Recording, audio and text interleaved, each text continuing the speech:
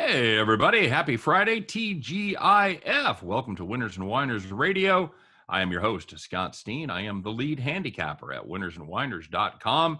And I am joined today, as I am every day, by my partner in crime. He is my co-host. He is the one, the only senior handicapper at Winners and Winers, and it is Scott Reichel. Scotty, how you doing? Doing pretty well. Happy that we actually have more than one game to talk about on the card for Friday. But since it is the Friday show, we got the whole weekend to talk about. So looking forward to it. Any plans this weekend?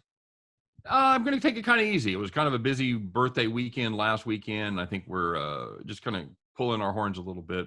Watch some sports. We're looking forward to watching the NBA, and yeah, just kind of gonna have a chill weekend. I'm gonna go. You know what I'm gonna do tomorrow night, Scott?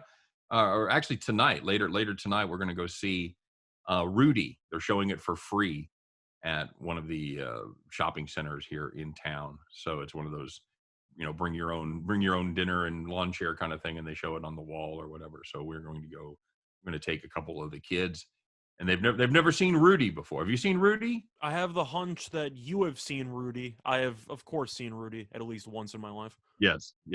I have seen Rudy. So that'll be fun. That's probably going to be the highlight of my weekend for sure. So, do any good yesterday? I know you had a couple of plays. I know you're a tennis guy. You make any money on the fuzzy balls?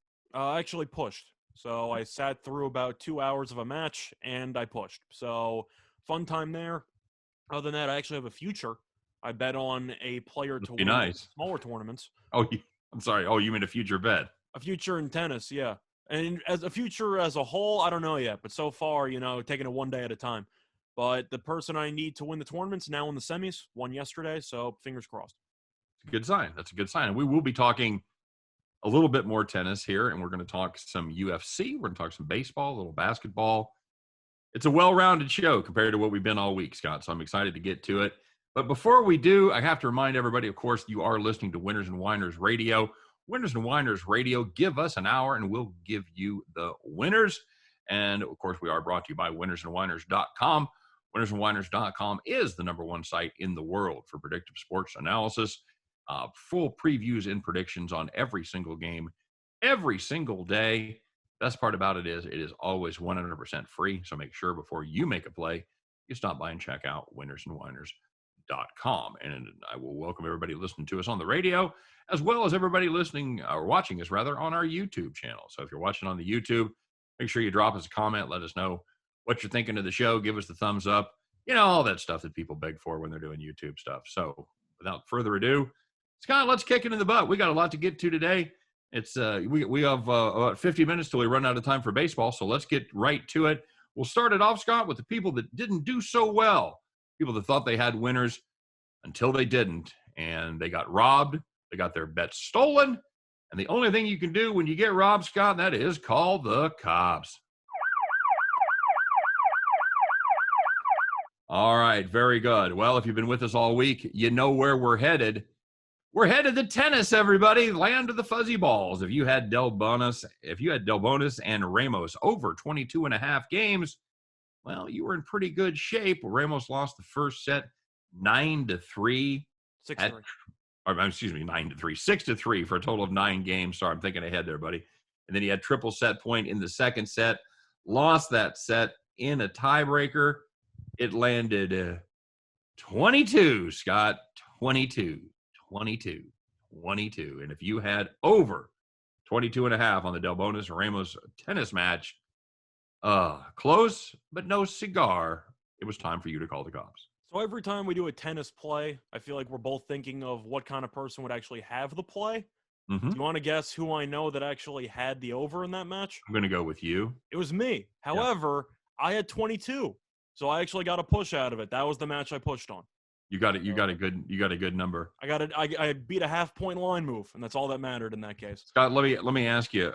When I say 22, do you know what movie that's from? What gambling movie? It's not really a gambling movie, but they have a great scene about Vegas in it. You know what it's from? I actually do not recall. That is from Lost in America with Albert Brooks and Julie Haggerty. Fantastic movie. Real quick. They just basically midlife crisis, sell everything, buy a motorhome. They go to Vegas first night of their new life. They're going to get remarried. They have $250,000. They've liquidated everything. She wakes up in the middle of the night, takes all the money, goes downstairs, blows it on roulette. He bets on 22. He walks down there in his slippers and pajamas, and she's sitting at the table going 22, 22, 22, and then it doesn't hit, and there's an expletive that follows out of her mouth after that. It's very funny, and it's then followed by one of the best scenes of any movie ever. It's Albert Brooks and Gary Marshall as the casino manager as Albert Brooks tries to get their money back, and it does not go well. So highly recommend it just for that one scene. Lost in America, very funny. All right, moving on, Scott. Call the cops for some more, would you? Yeah, looking at soccer, which was another sport going on yesterday.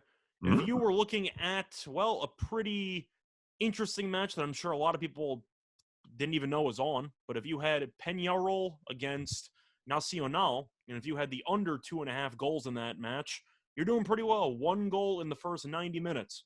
Gotta feel it. Usually, that's good enough. Now, if you remember the Euros, usually that's good because extra time doesn't count towards the total. However, I remember that. This was stoppage time, and stoppage time does count towards the goal, towards the total. Peñarol scored another goal in the 92nd minute, and then Nacional, who did not score for the first 94 minutes, scored in the 95th minute. 2 goals in stoppage time. Game ended 2-1. You can rip up your under 2.5 ticket. Peñarol and Nacional. Scott, do you know what country is that from? Well, the thing is that it's actually a competition, so it wasn't even a domestic match. It's just 2 teams from South America kind of battling in a I don't want to call it the Champions League of South America, but you had a couple of clubs that were going at it for a trophy. Okay, very good. So if you had that one, I'm sorry. Go to a meeting. I'm very sorry. We won't have to dig this deep, folks. This is the I don't want to promise, because never say never, but I want to say this. We're going to do our best to make this the last appearance of a tennis match in Call the Cops. I like tennis, so you're on your own on this one.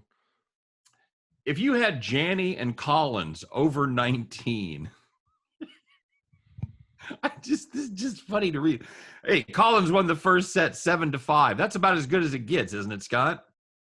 You wish there were less games than 12, but it's good enough because Collins was the huge favorite in that match. So he needed Johnny just to win 1 game in the second set for a push. Scott, it's on Call the Cops. I wonder what happened. Oh, Johnny lost the second set 6-0, landed 18. If you had Johnny Collins, oh, I like mine straight up. Over 19, it landed 18. That makes you a loser, and you should call the cops. So listen, I do a lot of digging for the Call the Cops. Yeah, you do. You bench your shovel on those picks, my friend. I think you can agree that even though they're obscure picks that a lot of people probably didn't have, yes, these have been pretty bad for the last couple of days. I feel like I've done a pretty good job finding these. I will give you 100% props. And you know what all these plays have had in common this week, Scott? No one listening cares. Fair enough. But you have worked your fingers to the bone to find tough beats. I totally agree. Because every day I open up the sheet, I start looking at stuff, go, we're not going to have 3 today. We're not going to have 3 Call the Cops. But yet, you come through, buddy. You absolutely come through. So, the opposite of Call the Cops, that's the rocking chair win, Scott. These usually aren't as hard to find. These are the nice, easy victories. You knew you had it from the beginning. You're sitting there, you're kicked back, you're smoking your cigar, you're having a good time because you, my friend, had a rocking chair game. So I read somewhere that something that's better than tennis is more tennis. So we're going to talk about another match involving Ruud. Ruud was a huge favorite on clay, and Ruud was laying 5 games in this match. Won the first set 6-0, won the second set 6-2, and yeah, that was the end of the match. So if you are laying 5 and your opponent only wins 2 games out of 14, that's a pretty safe winner right there. Wouldn't you say so? I would agree. And I know a little bit about Rudy. I know his famous father was in the WWE, and this is Ravishing Ronnie Ruud. That's the tennis player. Is that correct, Scott? From Norway. He's from Norway, exactly, where all your wrestlers come from. Mm-hmm. So, no relation to Ravishing Rick Rude, I'm assuming. If you had USA Martinique over 3.5 goals, well, you were in good shape because why? Well, they put up 2 goals in the first half, and the 4th goal came in the 59th minute. So congratulations. You not only didn't have to watch the second half, you didn't even have to stick around for the rest of the first half. You just had to watch an hour of soccer. I think that's about my limit, by the way.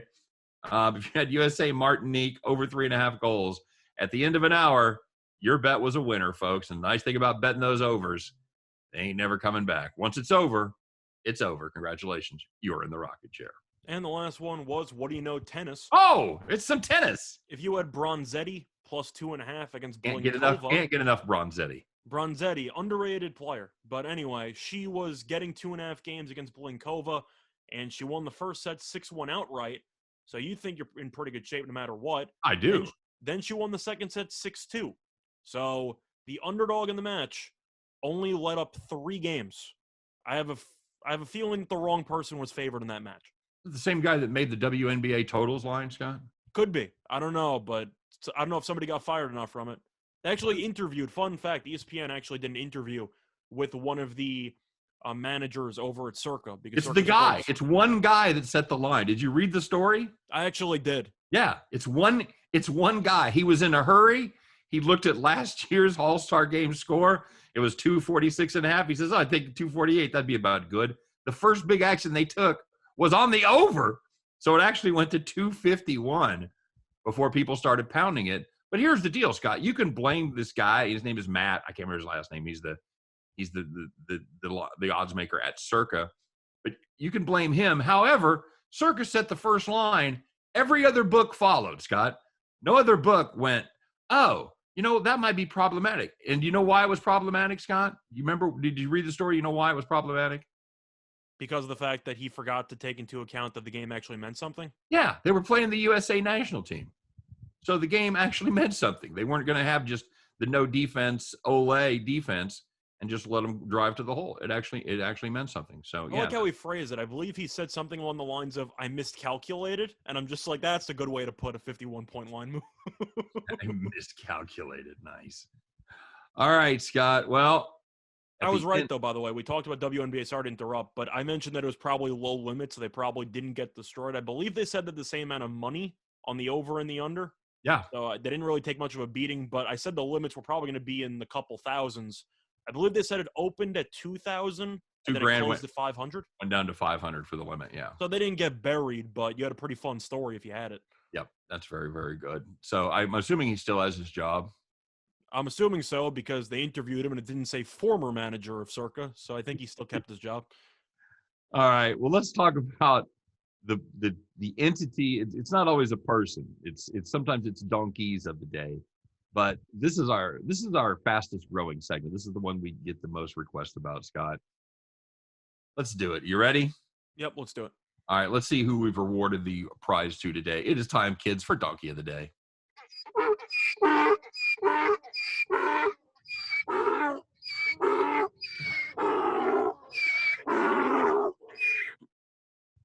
Delivers every time. Delivers. It's like catching Forrest Gump on TV. It just delivers every time. All right, Scott. Who's the Donkey of the Day? I'll let you do it. Okay. Well, looking at the Donkey of the Day, we're going to be looking at Major League Baseball. And the main reason why we kind of ranted about it briefly yesterday was the scheduling. And it seemed like they borrowed a really awful scheduling idea from the NHL because they decided to air one game on TV yesterday right out of the All-Star break and then have every other team return Friday. Now, does that make any sense? No, because why would you not just want to have multiple games on television? I don't really understand. Baseball's playing about ratings. There is no basketball on, and I don't think many people were sprinting to watch Team USA Martinique, so you probably could have put a couple games on TV and people would have watched them. But either way, I digress. The point is that they had one game on TV, and it got canceled because the Yankees ended up having COVID, so they ended up shutting the game down. I couldn't think of a worse job scheduling out of an All-Star break, and the reason why I compared to the NHL, that happens all the time. With the NHL, I don't really know why, but they always have 2 games on TV on a Tuesday and then 10 games on a Wednesday. I don't really get the NHL scheduling because I think that's stupid in itself. But the MLB just copied it and somehow did an even worse job. They were going to be on it regardless of whether or not the Yankees game was played. But since it got canceled, we had to put it on here because that's just a complete whiff of content for a day by Major League Baseball. Yeah, that's high risk, not much reward. You schedule one game, and if it gets canceled, I mean, it certainly is a possibility of getting rained out. So if it gets rained out and if it gets COVIDed out like this one did, you got nothing. You got absolutely nothing. You know, Major League Baseball, they could have been donkey of the day many times for the way they've handled some of their issues so far this season. This may be the most egregious, Scott. This was absolutely terrible. Congratulations, Major League Baseball. Put that bit in your mouth and walk around the field for a while because you're the donkey of the day. All right, Scott, shall we talk about this Yankees and COVID situation? I think we kind of have to, right? The second half of the season didn't even start yet, and we already have a serious problem on our hands. You know, we talked about COVID yesterday in relationship to the Olympics and said, I don't want to talk about COVID again. Lo and behold, about 12 hours later, we've got another COVID story. So there you go. Yankees had three players test positive, and they've got 3 others that are currently in isolation right now. Scott, now the Yankees were one of the teams that had done a pretty good job with getting vaccinated. They had over 85% of their tier 1 personnel, which includes front office and the players, that had the vaccine. So the good news is the vaccine seems to have worked so far. They do have COVID, but they don't have any symptoms. They're not symptomatic. They're not having any problems. So hopefully, God willing, the Yankees will be able to recover, not have to shut down their season for a couple of weeks like St. Louis and Miami did last season. So my question, Scott, is this going to be a thing now? Or is this going to be the summer of COVID part 2? Or is this just a one-off and the vaccine is going to do its job? I think you're going to have that worry in the back of your mind, especially after what happened last year, because nobody wants to relive the days with no sports. But looking at the situation, every team is kind of an individual case study, just depending on what they were doing, especially since they had a couple of days off. You don't really know what they were doing, whether they were hanging out with family, whether they were being social. Point is that a couple of players might have, I'd say, exposed themselves to COVID risk. Now, of course, they were vaccinated, so I'm not going to blame them for it. But I think you would agree that it's a lot easier to limit it when you have everybody who's constantly traveling together, same hotels, same practice schedule, same everything, as opposed to a weekend and change of just being able to hang out and do whatever you want. So I think that there might be an initial wave, maybe, but if it's just the Yankees, then maybe you shut them down for a week or 2. But other than that, I think the rest of the league should be fine. Maybe I'm just being optimistic. You? I hope you're right. I'm kind of wondering about if this goes on, if we go backwards as far as fans go. Because I think every MLB team is up to 100% now. Is that right? I would say close to. I'd say at least 90. It's possible that some of the California teams are not at a full capacity yet, but I know that about everybody east of the Rockies is. I know Kansas City, of course, Texas has been full capacity pretty much through the whole thing. They don't care. But oh man, I just don't want to do this again. I just don't. But I don't know. I don't know, Scott. I don't know what the answer is. I don't know how long this is going to last. And I don't know the impact it's going to have on sports. I don't think we're going to shut things down. I don't think people are going to go back there. I think they're going to say, you know what, we're not dealing with it. We're just going to go on as if nothing is happening. Yeah, I mean, that's kind of what happened the first time around, because some sports tried to keep it going for maybe a day or 2. And then as the outbreaks got worse and worse, they realized, this idea is kind of stupid. So Yeah, we'll see if that maybe carries over. Yeah, you had the Rudy Gobert thing, so the NBA shut it down, and then you had some of the conference basketball tournaments that tried to play and played. St. John's and Creighton playing like a day after everything shut down. They played a half. Played a half, yeah. And they realized, wait a second, this is dumb, but they still tried to play half a game. And they had the Big 12 tournament here in Kansas City. Everybody shows up, all the fans are there, and then they pull the plug. Yeah. So, yeah, and I don't want to go back to you think the Yankees actually play Friday? Yes. I think they will. They're shorthanded, but I think they'll play. I think the Yankees will play today, and of course they've got the doubleheader. So, all right. Well, let's go on to some lighter news because this is truly funny. Bryson Dechambeau, didn't have a great day, Scott. We talked about it yesterday when we were talking about some of our favorites in the British Open. We talked about Dechambeau, where on paper you've got the long straight fairways. He should be a favorite. Well, the But long part. he's got the long part. He doesn't have the accurate part. And man, was he in the weeds yesterday? Holy mackerel! He hit 3 fairways in 14 attempts. Scott, that is not good. Now, the part that's impressive, he just shot 1 over par, and I think he was 14 of 18 greens in regulation. Good scrambling right there. That is some serious scrambling right there. I don't know what you're hitting out of the weeds. Maybe a 2 scythe. But God, that's so funny. Just it went right past you, didn't it? It did. Sometimes jokes are for like 5 people. So anyway, he got on the post-match interview and just ripped his driver, and Cobra is a Cobra driver. He's worked with Cobra for like 5 years. For the record, we don't mean the person who drove him to the actual course. We meant his actual club, the driver. Morgan Freeman drove him. It's driving Miss Daisy. Driving Dechambeau. Mm-hmm. You're the best friend I got.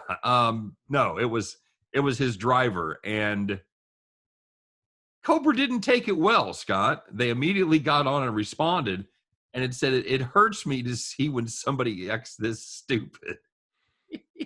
So instead of escalating it, Dechambeau actually shut it down. He apologized to Cobra.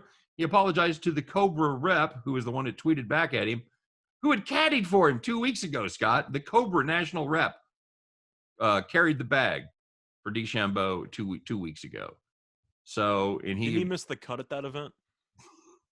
Because of his driver. So, yes, he immediately, well, not immediately, but he came back and said, my fault. I suck. The driver doesn't suck. It was my fault. And Cobra's fine equipment, blah, blah, blah. So here's my question about Dechambeau. Was Koepka right? Is this guy kind of a jerk? Because the guy from Cobra said that Dechambeau is never happy. He said he's rarely happy. It's hard to make him happy. He's not a happy person. So I don't have a full issue with people who are very, very competitive being unhappy all the time, because he could just be a huge perfectionist. And it seems like since he's not winning every tournament, he's viewing everything as if you ain't first or last philosophy, and he had a tantrum about it. Now, did he handle it poorly? Yes. Insulting the people that are paying you money is usually not a good idea. So I'm not surprised he did a 180 and apologized. In his defense, it was a pretty big check. So he had to, reassess the situation. But Dechambeau's had issues hitting the ball straight regardless of what driver is used. So I'm not solely going to blame the club.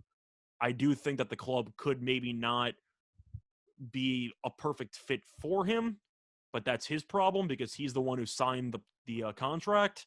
Insulting the sponsors, as 2 people in the show business can tell you, that's a stupid idea. That's not a strategy that's ever going to end well for you. It's a bold move, Cotton. Especially when they're a little more than a sponsor. They supply him with his bread and butter, because I think we could all agree that Dechambeau is all about the driver. Yeah. So if you start making the company that supplies your drivers, I don't know. Not to mention all the hybrid clubs people use nowadays, and I'm sure everything was custom fitted for his swing and all that stuff. So yeah, and in fairness to Cobra, he has a unique swing. The torque and the power that he generates, he kind of, I don't know, for lack of a better term, maybe overpowers the club a little bit. It only rivals Happy Gilmore. I just watched that like 3 nights ago again, Scott. It's always great. The price is wrong, Bob. It's all in the hips. Yeah, so is Brooks Koepka right? Is Dechambeau a jerk? Don't get me wrong. I think that Koepka has some points, especially with that press conference where he put up the eye roll thing because Dechambeau said something while he was walking by. So right. I don't think Koepka made the whole thing up. I think that it's okay to have multiple elite athletes be divas in their respective sports. I think. Can I hate them both? Can I hate them both, Scott? I think you can. I think Koepka's a diva at times, and I think Dechambeau, we can agree, is a jerk. So yeah, I don't really think that Koepka was wrong. I'm not 100% on Koepka's side in that case, but at the end of the day, they're 2 very competitive people, and they hate each other. So I don't exactly have a problem with that. Do you? Scott, I'm going to say something controversial, and I know I've said it to you in private before. I'm going to share it with our audience. This is a philosophy that I've found in my life. Anybody that plays better than bogey golf is a douchebag. I've never met somebody that was a good golfer that wasn't a douchebag. Sorry. I don't shoot over. I don't shoot under par. I probably shoot 30 over par because I've never actually played a full round of golf. So there you go. I might still be a douche, but not because of golf. I'm not saying it excludes you from being a douchebag. I'm just saying if you shoot under 90, you're probably a douchebag. That's all I'm saying.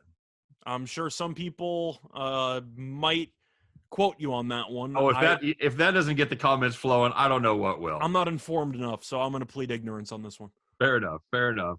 So Scott, as we predicted, we got our tarot cards out. We read the tea leaves. We looked in our crystal ball. We said the Cubs were going to blow it up. Scott, what happened yesterday?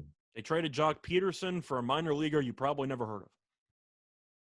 Is this the beginning? Is this just the first drip from the Cubs? It's the beginning of the end. This is the end. I think we said everything about even before the season. We even broke it down. We did some division breakdowns on YouTube before the season even started. And we said the Cubs are going to blow it up by the All-Star break, and they're starting to do so. Now, we reiterated that about the last 3 days. Peterson being traded is the first domino to fall. The domino is going to get progressively bigger over the next couple of weeks. I got to think that's exactly right. And that's the thing about Peterson. He just came over. He also wasn't very good. Is it bad if the peak moment of your career is bat flipping a sac fly in an ESPN game? Well, you might want to look for something that's a little more memorable than that. But yeah, that's the only thing I remember him doing for his entire tenure with the Cubs. His entire tenure of 73 games. I'm not even trying to be harsh. The only thing I remember him doing was bat flipping that sac fly against the Dodgers on the ESPN game. That's it.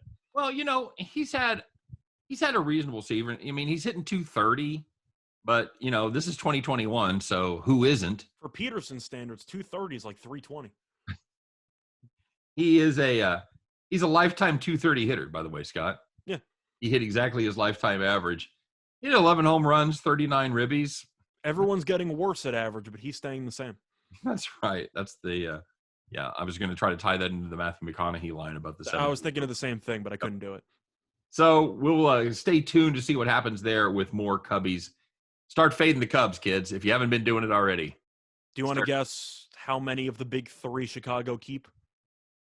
And tell everybody who the big three is. You got Baez, you got Bryant, and you got Rizzo. I say they keep Rizzo, they ship Bryant and Baez. I don't know everybody's contract situation, but that seems reasonable. I don't think they ship all three. You think? I believe Baez is a free agent at the end of the year. Okay. I don't remember if Bryant's a free agent or if he has 1 year left. I think Rizzo might be done too. I just think Rizzo is this past decade's Mr. Cub. I just think they're going to keep him and trade the other two. You got to start somewhere. What do you think? I agree. I think if they keep one, I think it's Rizzo. Yep. So yeah, very good. So we'll keep and we'll see. Speaking of dominoes falling, we'll see what other teams follow suit. Ooh, domino. What's that? Ooh, domino. What's your little Van Morrison reference in the middle of the show? Nicely done. Who's your guess? Your bet for most unexpected team to blow it up? Is Minnesota unexpected? No. Well, they haven't really decided, but that would sort of be, just based on last year's results and the expectations of this year, and I guess it would kind of be unexpected, but they've got that prime piece there in Nelson Cruz that they're not going to sign after this year. I'm taking a hot take if you're not including Minnesota. Okay. I'm taking the Yankees.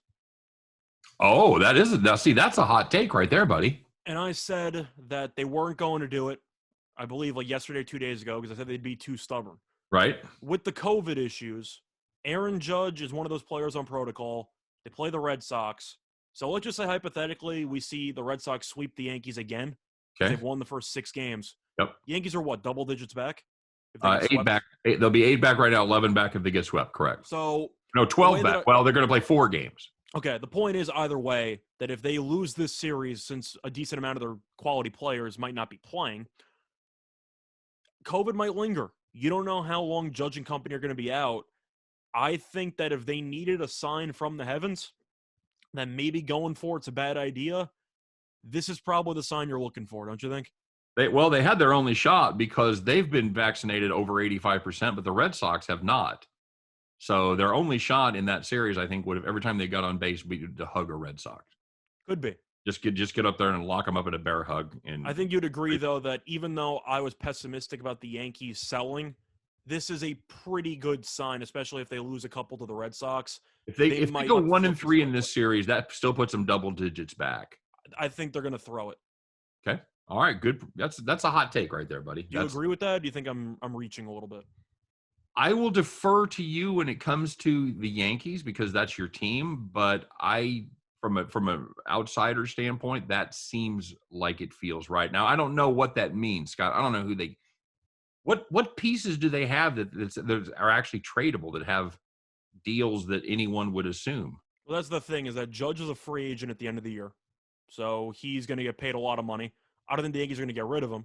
If I was the Yankees, I would consider it, but I don't think they're going to. I think he's Mr. Yankee. I would agree. I think you can make an argument that Sanchez, despite playing better over the last couple of weeks, should be traded because you can't trust him ever.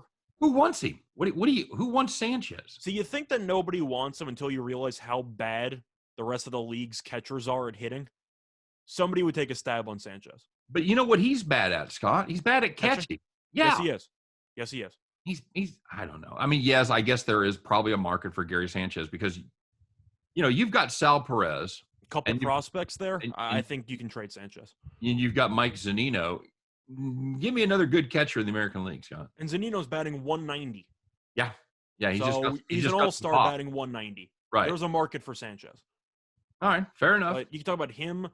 I think the real hot take would be Gleyber Torres. That's the whole question. Do they trade somebody that's relatively young? I would trade him. I mean, You're making arguments about Sanchez and how he can't field. Torres is probably the worst fielder in the league. What's the Yankees farm system look like right now, Scott? Are they depleted? Are they in good shape? I would say it's not depleted, but they're definitely behind a decent amount of other teams in the league. So picking up a few prospects would be definitely something they wanted to do. Some that could potentially blossom, I'd say yes. Okay. The only problem there is the Yankees have the same expectation every year, and that's to win the World Series. You start trading your pieces, you're just pretty much automatically putting yourself in a 2-year hole before you're really competitive again. Well, I was going to ask, do teams pick up expiring contracts in baseball? I know in basketball it's very common. I'm assuming that's also a thing in baseball, isn't it? You mean to get traded? Yeah, to trade expiring contracts to other teams, and they'll just use the free cap space next year. Yes. Yeah. I see Kluber potentially getting traded. He's probably out for the year. He's a free agent at the end of the year. Okay. I mean, that's certainly not going to help anybody this year. No, not at all. I didn't say it would help. If you're talking about what the Yankees can do to move some pieces, Sanchez and Torres, I'm sure a lot of other teams realize Yankees are probably selling them for 50 cents on the dollar. So they might not really feel fully committed to doing it. Right. I think that there's a decent chance they might try to trade those guys. Judge, I think, is untouchable. Would I trade him? Yes. Are they going to? No. Voit might get traded. The point is the Yankees have a lot of guys who they had high hopes for, and none of them really developed. So I think they could be trading more pieces than people think. All right. Very good. Well, Scott, there's not a big UFC. The big UFC card was last weekend, but we do have a UFC card coming up. And I know you're a UFC guy. You did okay last weekend. You picked up, what, third of a unit or so? It was profitable. Poirier got right. I said Duplessis would win. He won. Pretty good overall weekend. Yeah. So we're gonna give you another shot. You are I want to say the king of UFC, but you're certainly very knowledgeable about it. So, Scott, let's take a look at the UFC in a segment that we like to call Puncher's Chance. The first rule of Fight Club is you do not talk about Fight Club. Seems reasonable. Sound effects always deliver, man. Always deliver on this program. Beautiful thing. Scott, take it away. So, first of all, let me be clear. The UFC card this week is a lot worse than the UFC card last week. However, silver lining, the entire card's on ESPN. So it's free. You don't have to pay for it, which tells you just how bad the card actually is. Anyway, looking at two of the main card fights, we're not going to talk about the prelims in this one. I'm looking at Misha Tate taking on Marlin Renault. And Renault's pretty old. She's 44. It's probably going to be her last fight as she is going to retire. Meanwhile, Misha Tate was a former champion, and she ended up retiring. She's now out of retirement. only 34 years old, but she ended up having a kid, and she has not fought since 2016.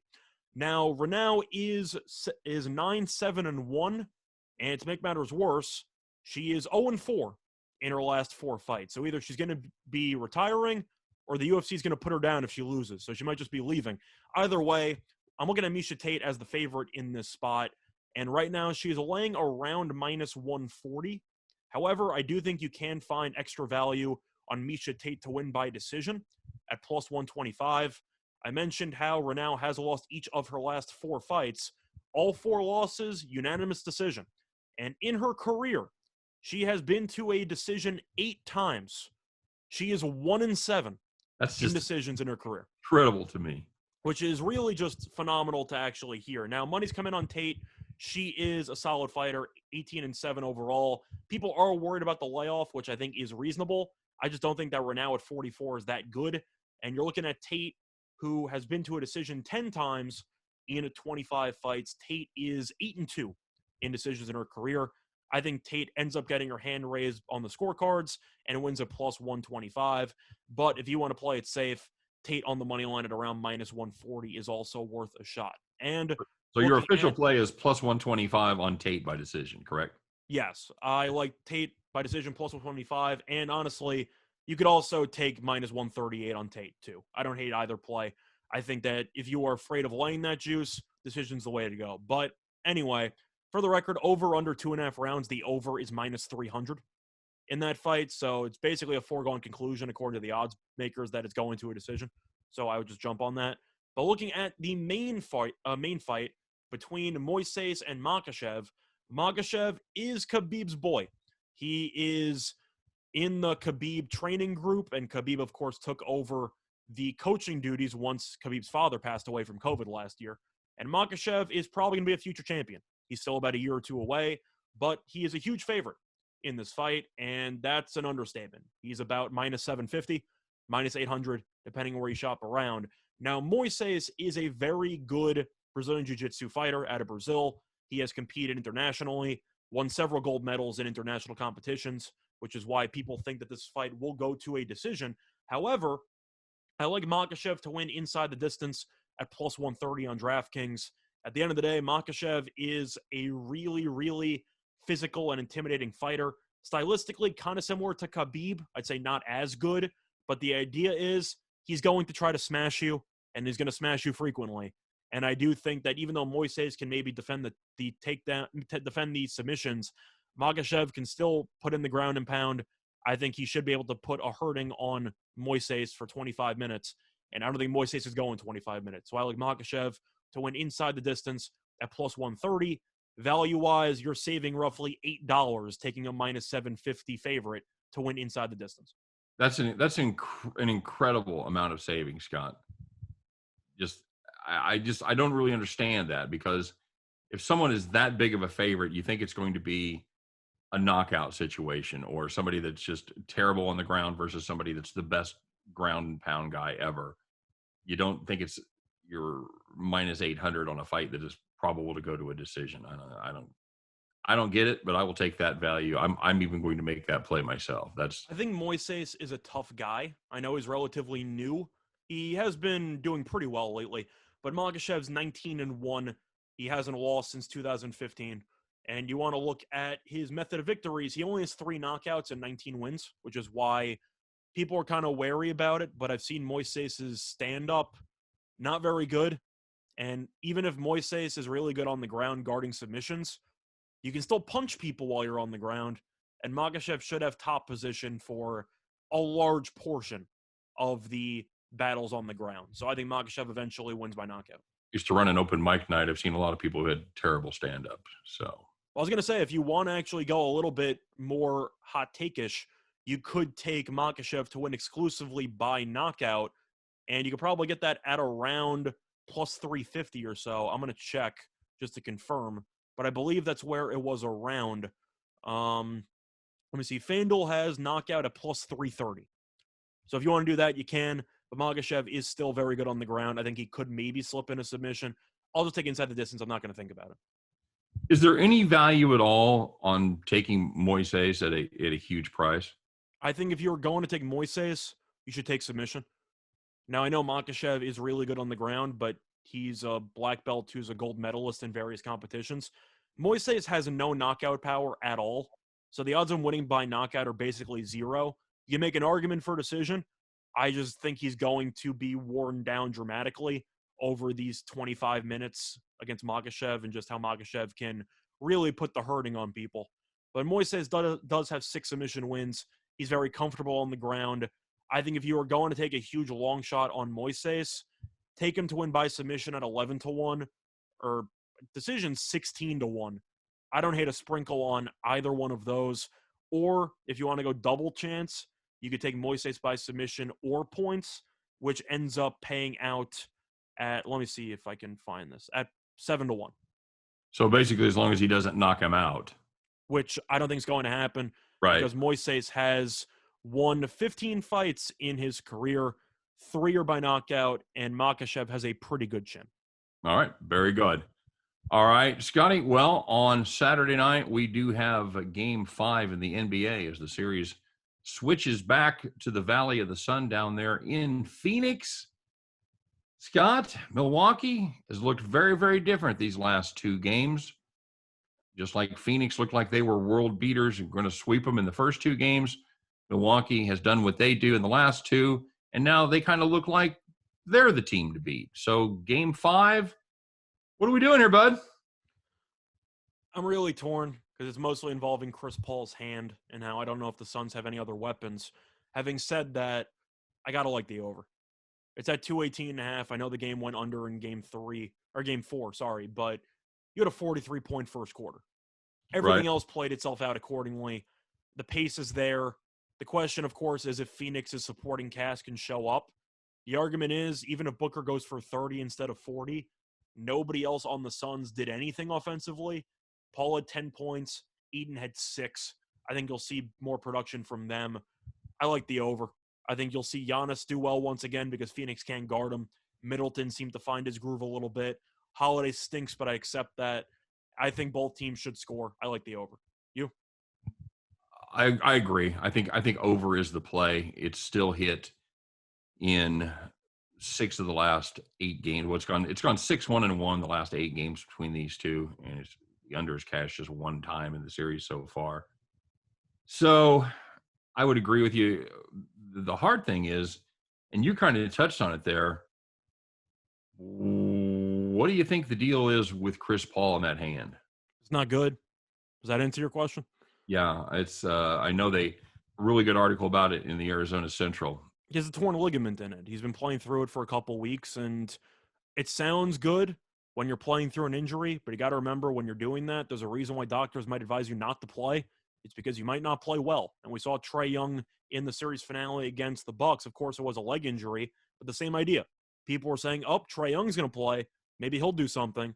And he was awful because he couldn't move. Yeah. Now, in retrospect, I know Trae Young didn't have an option. He obviously had to play that game, but they did have a little bit of breathing room with Chris Paul. So in retrospect, Scott, the way that game went, of course, hindsight always 20/20, but do you think that would have been the move to keep him out of Game 4 and give him a full, 6 days to rest that hand? I would say no, because for the first 3 games, Paul looked pretty good. He was probably favored to win the MVP award. So it wasn't like he was showing serious signs of decline. He just fell off a cliff in Game 4. Now, the Suns can somewhat combat this like how they did in the Lakers series, which is you rely on Campaign, who I think both of us would agree is a pretty good backup option for a point guard perspective. Of course, he's not Chris Paul, but he's pretty good. I got to assume you'll agree with me that Paul might play less minutes and Payne will play more minutes moving forward to some degree. You would think so. I just don't know. These guys get that adrenaline going, and they are competing at such a high level that it could be hard to keep Chris Paul out of there. I mean, Chris Paul, if he says I'm ready to go, coach, do you not put him in? I think you can put him in. I just think that he should at least understand that there should be some limitations on him. Like, for example, the player prop that I love a lot in this game is Chris Paul. If I had to ask you what his over-under in points would be following the awful performance in Game 4 and the hand injury, what do you think that number should be? What should it be? Yeah. 21.5 or so. That's exactly what it is. Okay. So I figured that sounded way too high because you're looking at Chris Paul's last couple of games. 20 has not exactly been a number that he's gotten to recently. What do you have in game 3? I believe he had 19. Okay. All right. Which is close. I'm not saying that it's going to be a sweat-free winner here, but if you are worried about Chris Paul and the hand and how that might impact the shooting, ever since game 2, he had 19, and then he had 10. 21.5, and he might have limited minutes. I have some question marks. And Drew Holiday might not be a great offensive player in the series. Defensively, still very physical, still very good. Yeah, he's pretty much you've basically got 2 guys on Milwaukee's team that you just play for defense, Scott. Correct. You have him and Tucker, and that's basically it. But I think you'd agree that Chris Paul, 21.5, maybe that's what it should be if he was healthy. With him with an injured hand, I think it should be closer to 17.5, don't you think? Well, I know what the thinking is, Scott. The thinking is going to be he's going back home. He did well at home. I know he put up I'm trying to see. Like 32 and 23, I believe. Yeah, I think that's right. He put up 19. That's what I was looking at when the game that they lost to the Bucks. He put up 19 in that one. I get home court matters and all. It's just the hand issue. I'll believe him bouncing back when I see it. Because he was awful for that entire Lakers series. Because he couldn't really do anything after he got injured in the middle of that series. Well, that was a different injury, though. No, it was. I'm just saying that people were expecting him to bounce back at home, hypothetically. If you're injured, you're injured. So I'm not going to try to think that home court's suddenly going to make his hand feel better. Okay, fair enough. By the way, he had 55 in the 2 games at home. He had 32 and 23. Yeah. So I just think that total's too high. Okay. I probably don't like it as rock solid as you do. I would lean that way, but I don't think it's the lock that you do. So I think they can feed him and he can get the 21.5. Plus he can shoot free throws if he can penetrate. So it's not a lock. I'm just saying I do think that line is a bit too high with the You said it was a lock, man. You said stone cold lock. Well, I believe you said it wasn't. So it's a triple whale play. The triple whale play. That's right. If you like this play and you want to play it, just go ahead and send us the grand. But just remember that if it loses, I'm going to pretend that I took the over. Well, Scott, we've got to do another radio show where we tell the other 50% of the people that we like the over in that bet. Yep.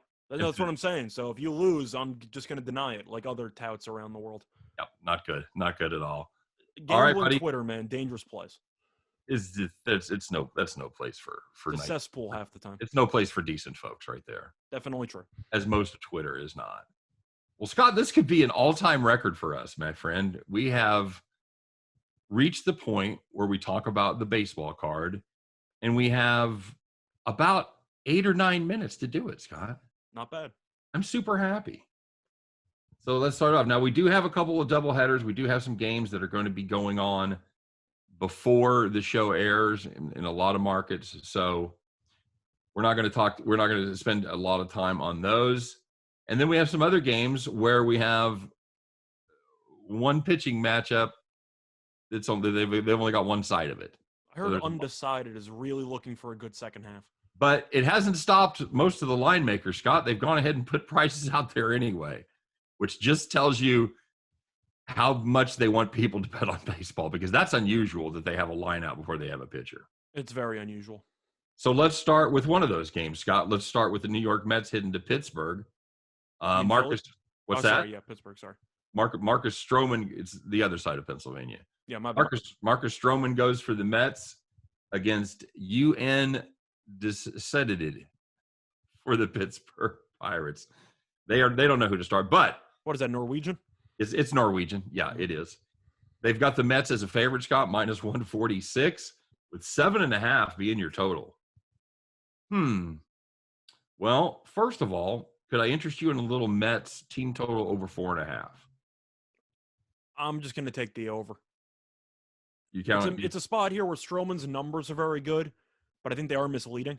If you've looked at his last couple of starts, he's not really been as sharp as his numbers would indicate. He pitched against the Pirates, I believe, 1 outing ago or 2 outings ago. Did not fare particularly well. Pittsburgh, doesn't matter who pitches. That whole staff's terrible. Yeah. The bullpen's not very good. The Mets, we know that this team at home is very good for unders. On the road, not so much. Their bullpen falls off a cliff on the highway. I like the over. I think you'll see runs. Wow, I just really don't want to get involved with anything in the Pittsburgh Pirates and an over. Well, it's kind of similar. You said you like the Mets team total over. I'm going with the full game. So we're expecting the Mets to do well. Yes. I think the Pirates do enough to help out the cause. See, I think that's the difference. I just don't have any confidence at all in that Pirates offense. I don't know if you agree with fading some pitchers in the middle of an All-Star break, but Stroman the last couple of outings has not impressed me. Okay, fair enough. And one of the sites has Brubaker listed. He's actually not that bad. You take your pick. You like Will Crow, you like Cool, you like Brubaker, Tyler Anderson. They're all below average guys. I think Brubaker might actually have a market at the trade deadline. Really? I think he actually might. He was pretty good for the first couple months. Okay. All right. Well, fair enough. He does strike out some guys. He's got the highest, one of the highest rates on the team there as far as strikeouts per 9 goes. So I'll go with the over. You know what? I'll take the Mets on the run line. That's fine. I think I have a little more faith in Stroman than you do. Fair enough. All right, very good. Moving on. Oh, this is the one that just about made the cut for us, Scott. We couldn't quite agree on this one. It's Chris Paddock against Eric Fetty, kind of a rematch of about a week ago. These two teams got together there, San Diego and Washington. This one is going to be coming from Washington. And San Diego behind Paddock, minus 138. 9.5 is the total there. I think you and I both like the over in that situation. We do. We both are not fans of Paddock at all. Nope. I like the Nationals on the reverse run line at around plus 130. I think that price is very generous considering the fact that Paddock, for some reason, is still respected in the markets, and he hasn't really been good in about 2 years. I don't really understand it. Do you? No, it's been a very, very difficult 2 years for Chris Paddock, and I'm with you. I really expected great things from him. He looked really good in 2019. I thought he was going to be the leader of that staff for a long time to come. That's hasn't been the case. His career kind of reminds me of Jordan Zimmerman's, how he was doing really well in his first year. They had the pitch count where they shut him down early, and then he came back the year after or so. I know Zimmerman had a no-hitter, but the idea itself was you're expecting big things, and then they just never looked the same again. And now Zimmerman's out of the league. I'm not saying Pat's going to be out of the league, but sometimes the expectations are a bit too high for some guys. It's very similar. The only thing I don't like about this, I'm probably going to lean more towards the total, the overs here, Scott. Eric Fetty, was very good through No offense to Fetty Wap, but I'm not a big fan of Fetty. No offense to Fetty Wap, but he was very good through the first 10 starts, 3.33 ERA. And then there was a cliff, and he totally went off of it, Scott, because he has not been good in his last 3 contests, 9.45 ERA, giving up 22 hits, 7 walks in just 13 and a third. And that's going to be a whip of somewhere around 2.3 or so. That ain't good. So I'm just going to root for runs here. I think we're getting a gift at 9.5. That sounds very low. So give me Fetty and Paddock over 9.5. It's at Washington. It's not even out there in San Diego with the marine layer. Give me the over. I don't want to overthink it. I like that play too. All right, fair enough. And what else? Anything else on your card? We're not going to get to all of them, so give me some highlights there. Well, quickly, I'm looking at Flexen plus 1.5 against the Angels. Angels are going to keep laying huge prices, and yet the team's not very good. Flexen's been a moneymaker so far this season. Plus 1.5 runs for a team over 500 against a team under 500.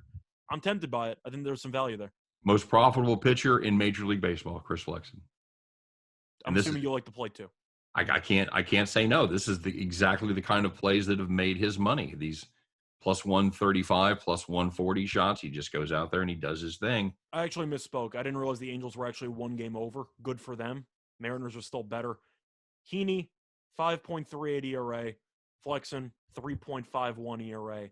We're both not Heaney guys. I'll go with Seattle. Okay, very good. Can I interest you in the? I was going to talk about the Yankees a little bit, but I think that's still too fluid a situation. I like Bassett on the run line against Cleveland. Okay, very good. I don't hate that going up against Morgan. That's a good play. You're going to get them. They're the home team, so you're going to get that somewhere around even money, somewhere in plus 100. Morgan 8+ ERA. Bassett was he an all-star in the end? Did he get it? He absolutely was. He pitched too. I don't remember him pitching well, but I'm pretty sure he pitched. Gave up 2 hits. Gave up 2 hits, but they were able to save his bacon there a little bit. ERA is 0. All that matters. How about a little over in the Royals Baltimore game as Keegan Aiken goes for Baltimore, undecided for the Royals? Doesn't matter. I love backing the Royals offense. No, Aiken's not any good. We both know he's not very good. It's either over or pass. It's 10 is the number there. Sure. So, yeah, I'm a fan. All right, Scott. Well, let's take a look at one more play. This is the one where you and I put our heads together. We look at all the games for the weekend. We sort through them all. We run them through our magic computer here. And I wish, wouldn't that be nice to have a magic computer, Scott? It sounds like a Magic School Bus episode. Just plug it in and it spits out a pick. No, we're doing it by hand. We're doing it the hard way for you guys because that's the kind of respect we have for our audience. We put our heads together. We come up with the best play. People ask us everything, every day. If you had to bet one game, if you had to put it all in the middle, just one play, gun to your head, what would it be? And this is the one, Scott. It is time once again to put on your straw hat, climb on that tractor, kids. Get ready to plow the back 40 because it is Bet the Farm.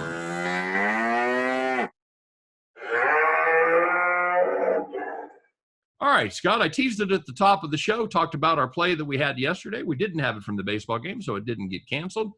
We did have a little nifty soccer play. How'd that work out, Scott? We had Team USA to win the first half and the second half. At minus 145, they won the first half 2-0, and the second half 4-1. So we had a nice winner. USA, USA. Beautiful, beautifully done. That's 2 farms in a row. We're loading up on the farms again, Scott. So let's fire it up for today. What are we doing, Farmer Scott? So we're going back to baseball, looking at a matchup between the Rangers and the Blue Jays, and we like the first 5 under 5.5. Looking at the pitching matchup, you have Robbie Ray, one of the favorites on the show, pitching for Toronto, 3.13 ERA, 1.05 WHIP. Last 30 days, 30.1 innings, 2.37 ERA. He has been fantastic lately, and Texas offense ranks 23rd in runs per game. We think they're going to have a very hard time against him. Meanwhile, looking at Jordan Lyles, another one of our favorites, but for usually fading purposes. However, he has been very good lately. Last 3 starts, 19 innings, only 5 runs allowed. We think that both teams are going to struggle early, and 5.5 is way too high of a total. Plus, the under is 10-3-1 in Texas' last 14 games against AL East opponents. We think that Toronto might score. Texas shouldn't. Should probably end up being 3-2, maybe 3-1 going into the 6th. By the way, that is a great line that we got at BetMGM. You guys may not be able to find that everywhere because the game just went to 10 as far as the total goes. So 5.5 is a really fortunate deal. So even if you got to book it at 5, still fine with it. Would you play it at 4.5, Scott? 4.5, I would pass, but especially at 5.5, or you could find maybe a really juiced 5.5, or even a decent 5 under with not a lot of juice. I still like it as well. Yeah, I don't mind paying the juice on the 5.5 either. I think minus 135, minus 140 would be fine with me in that range. So that is going to be our Bet the Farm play. Give us the Texas Toronto under 5.5 for the first 5. And that's going to do it for us for today, for the week. We appreciate you guys listening. We appreciate you guys watching on the YouTubes, of course. Tell your friends, tell your neighbors. We do this each and every weekday. So for myself, for Scott Reichel, for all of us over here at winnersandwhiners.com, thanks very much for tuning in today. We appreciate it. And we'll see you Monday on Winners and Whiners Radio. Take care, everybody.